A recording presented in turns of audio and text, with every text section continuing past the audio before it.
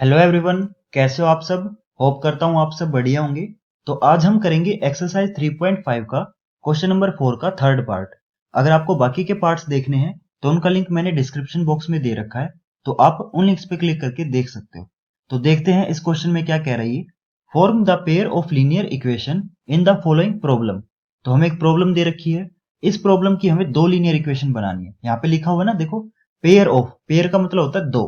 तो हमें इस प्रॉब्लम की दो इक्वेशन बनानी है, फिर उन दोनों इक्वेशन को हमें सॉल्व भी करना है। कौन से मेथड से सॉल्व करोगे, आपकी मर्जी है, किसी भी मेथड से सॉल्व कर सकते हो। आप चाहो तो सब्सटीट्यूशन मेथड से सॉल्व करो, या फिर एलिमिनेशन मेथड से करो, या फिर क्रॉस मल्टीप्लीकेशन मेथड से करो। आपको जो मेथड इजी लगता है आप उस मेथड से सॉल्व कर लेना, ओके। क्योंकि आंसर आपका सेम ही आना है, किसी भी मेथड से करो आंसर आपका सेम आएगा। तो अब देखते हैं हमारी प्रॉब्लम क्या दे रखी है। Yash scored 40 marks in a test. तो यस के टेस्ट में 40 मार्क्स आते हैं। कब आते हैं? जब उसको हर करेक्ट आंसर के 3 नंबर मिले और हर एक गलत आंसर का उसका 1 नंबर काट लिया जाए। अगर उसको हर करेक्ट आंसर के 3 नंबर मिलते हैं और हर एक गलत आंसर का उसका 1 नंबर काट लिया जाता है, तो उसको टोटल 40 मार्क्स मिलते हैं। तो ये तो होगी हमारी पहली कंडीशन। तो आपको पता है ना, पहली कंडीशन से हमारी पहली इक्वेशन आएगी, सेकंड कंडीशन से हमारी सेकंड इक्वेशन आएगी। तो अब देखते हैं सेकंड कंडीशन में क्या कह रही है। सेकंड कंडीशन में उसको हर करेक्ट आंसर के 4 नंबर मिल रहे हैं और हर एक गलत आंसर के उसका 2 नंबर काट लिए जाते हैं। तो पहली कंडीशन में उसको करेक्ट आंसर के 3 नंबर मिल रहे थे, लेकिन सेकंड कंडीशन में उसको 4 नंबर मिल रहे हैं। पहली कंडीशन में गलत आंसर का 1 नंबर कट रहा था, लेकिन सेकंड कंडीशन में 2 नंबर कट रहे हैं। और सेकंड कंडीशन में उसके टेस्ट में मार्क्स कितने आते हैं? 50 मार्क्स आते हैं, और फर्स्ट कंडीशन में 40 मार्क्स आ रहे थे। ठीक है। तो अब हमें निकालना क्या है, how many questions were there in the test. तो हमें बताना है कि टेस्ट के अंदर टोटल क्वेश्चन कितने हैं। तो यहाँ पे एक चीज सोचो, अगर हमें ये पता चल जाए कि उसने ठीक क्वेश्चन कितने किए और उसने गलत क्वेश्चन कितने किए, और उनको हम अगर ऐड कर दें तो एक तरीके से हमारे टोटल क्वेश्चन आ जाएंगे जितने उसने किए हैं। क्योंकि सिंपल सी बात है, अगर वो कोई क्वेश्चन करता है या तो वो गलत होगा या सही होगा। मान लो आधे गलत किए हैं आधे सही किए हैं, तो अगर उनको ऐड कर देंगे तो टोटल क्वेश्चन आ जाएंगे। तो उसी तरीके से करना। तो एक तरीके से अगर मैं ये निकाल लूं कि उसने ठीक कितने किए और गलत कितने किए, तो हमारा आंसर आ जाएगा।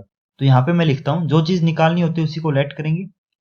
तो मैं यहाँ पे लिखता हूं, लेट द करेक्ट आंसर्स, कि उसने करेक्ट आंसर कितने किए, उसको मैं एक्स लेट कर लेता हूं कि उसने एक्स क्वेश्चन ठीक किए। सेम उसी तरीके से मैं लेट करता हूं कि उसने गलत क्वेश्चन कितने किए, लेट द रॉन्ग आंसर।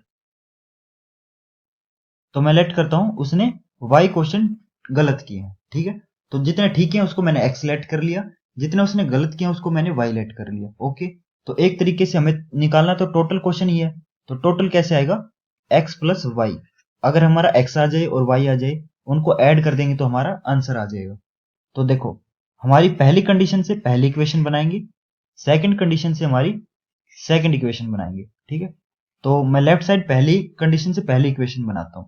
तो देखो, पहली कंडीशन में क्या दिया गया है कि उसको हर करेक्ट आंसर के 3 नंबर मिलते हैं।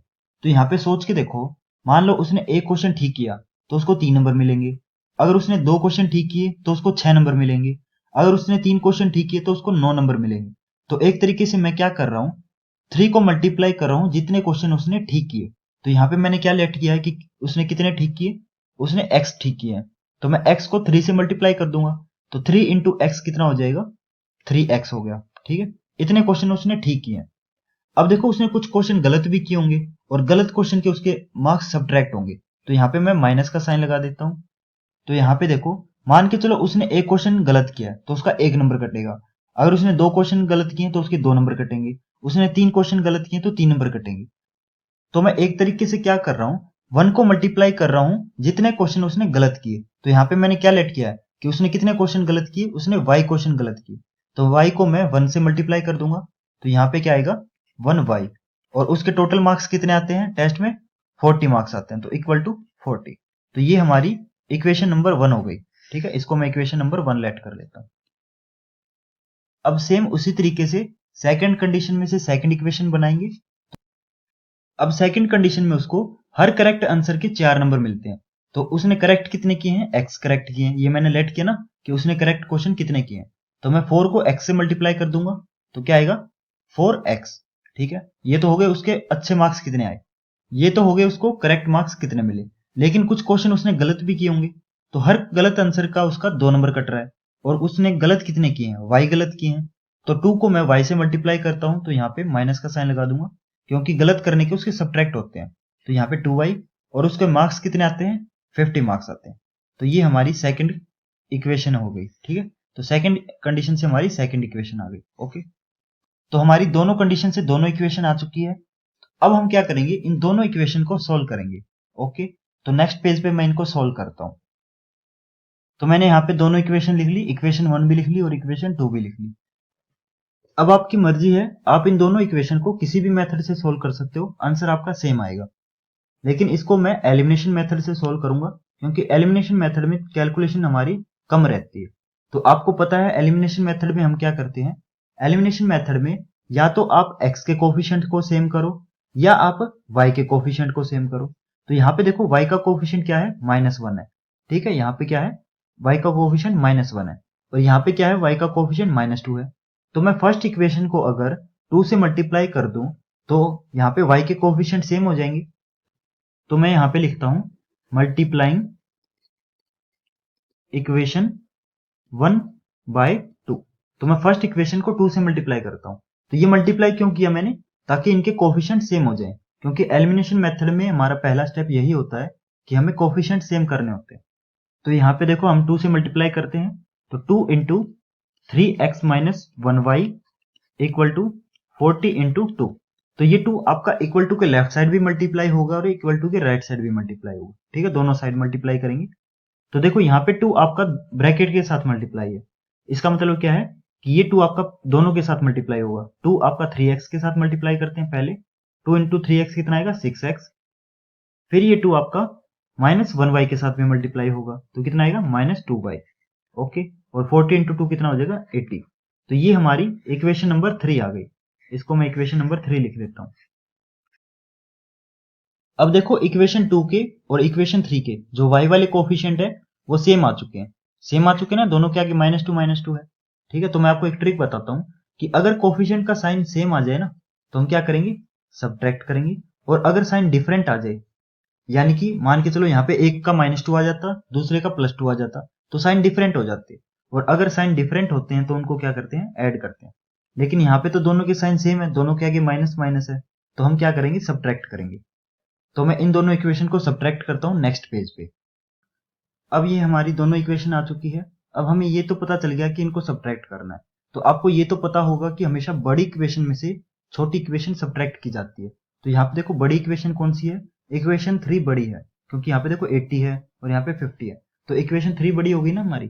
तो हम थर्ड इक्वेशन में से सेकंड इक्वेशन को सब्ट्रैक्ट करते हैं। तो मैं यहाँ पे लिखता हूँ सब्ट्रैक्टिंग इक्वेशन 2 फ्रॉम इक्वेशन 3, ठीक है। तो थर्ड इक्वेशन में से सब्ट्रैक्ट कर रहे हैं ना, तो थर्ड इक्वेशन हमारी ऊपर आएगी। तो यहाँ पे लिखता हूँ 6x minus 2y equal to 80, और सेकंड इक्वेशन इसके नीचे आएगी 4x minus 2y equal to 50, और सब्ट्रैक्ट करते हैं। तो देखो 6x में से 4x गया तो क्या आएगा, 2x, और -2y में से -2y गया तो ये तो पूरा ही कैंसिल हो जाएगा, इक्वल टू 80 में से 50 गया 30। हमें तो x की वैल्यू निकालनी है, तो लेफ्ट साइड x के अलावा जो भी चीज है उसको मैं राइट साइड भेज दूंगा। तो यहाँ पे 2x के साथ मल्टीप्लाई है, तो राइट साइड जाके क्या हो जाएगा, डिवाइड में हो जाएगा। तो x की वैल्यू क्या आ गई, 2 15 30, तो x की वैल्यू आ गई हमारी 15। तो x की वैल्यू हमारी 15 आ चुकी है। अब हम निकालेंगे y की वैल्यू। तो y की वैल्यू निकालने के लिए हम क्या करेंगे, इस x की वैल्यू को किसी भी इक्वेशन के अंदर पुट कर दो, आपकी मर्जी है। चाहे आप इक्वेशन 1 के अंदर पुट करो, सेकंड के अंदर पुट करो, या इक्वेशन 3 के अंदर पुट करो, आंसर आपका सेम आएगा। तो जो भी आपको इक्वेशन इजी लग रही है, थोड़ी सिंपल लग रही है कैलकुलेशन में, आप उसके अंदर पुट कर सकते हो। तो मुझे तो इक्वेशन 1 थोड़ी सिंपल लग रही थी, तो इक्वेशन 1 क्या थी हमारी, इक्वेशन 1 थी 3x minus y equal to 40। तो देखो अब मैं इस x की वैल्यू को इस इक्वेशन के अंदर पुट करता हूं। तो मैं यहां पे लिखूंगा putting the value of x in equation 1, ठीक है। जो हमारी इक्वेशन 1 थी ना उसके अंदर पुट कर सकते हो, आपकी मर्जी, आप चाहे इक्वेशन 2 के अंदर पुट करो या 3 के अंदर पुट करो, आंसर सेम आएगा। तो मैं यहाँ पे तो बस 1 के अंदर इसलिए पुट कर रहा हूं ताकि कैलकुलेशन हमारी थोड़ी सिंपल रहे। तो जहां पे भी आपको x दिख रहा है वहां पे क्या पुट कर दूंगा, मैं 15 पुट कर दूंगा। तो यहाँ पे देखो 3 और x मल्टीप्लाई है, तो 3 और 15 आपस में मल्टीप्लाई हो जाएंगे, माइनस वाई इक्वल टू 40। तो 3 15 जा 45 minus y equal to 40। Okay, तो ये 45 उधर जाएगा, तो minus y equal to 40 minus 45 कितना आएगा, minus y equal to minus 5। Minus से माइनस कैंसिल, तो y की वैल्यू क्या आ गई, y की वैल्यू 5 आ गई और x की वैल्यू हमारी कितनी आई थी, x की वैल्यू 15 आई थी। तो हमारी दोनों वैल्यू आ गई। लेकिन अभी ये मत सोचना कि आंसर आ गया, क्योंकि आंसर में हमें क्या निकालना था, टोटल निकालना था। तो मैंने बताया था ना टोटल कैसे निकालेंगे, x प्लस वाई करके। तो x हमारा 15 है, y हमारा 5 है, इनको ऐड करेंगे तो कितना आएगा 20। यानी कि टेस्ट के अंदर कितने क्वेश्चन थे, 20 क्वेश्चन थे, और उसने ठीक कितने किए, 15 क्वेश्चन ठीक किए, और उसने गलत कितने किए, 5 क्वेश्चन उसने गलत किए। तो आंसर हमारा 20 आएगा। ठीक है, तो ये प्लस करके दिखाना मत भूलना। ठीक है, ओके। इसी के साथ हमारा क्वेश्चन कंप्लीट होता है। होप करता हूं आपको ये क्वेश्चन समझ आया। अगर आपको ये क्वेश्चन समझ आया तो आप इस वीडियो को प्लीज लाइक करें और मेरे चैनल को जरूर सब्सक्राइब करें। और अगर आपका कोई डाउट या क्वेरी है तो आप मुझे इंस्टाग्राम पे मैसेज करके पूछ सकते हैं, और प्लीज कमेंट करके बताएं कि आपको ये वीडियो कैसे लगी। Thank you.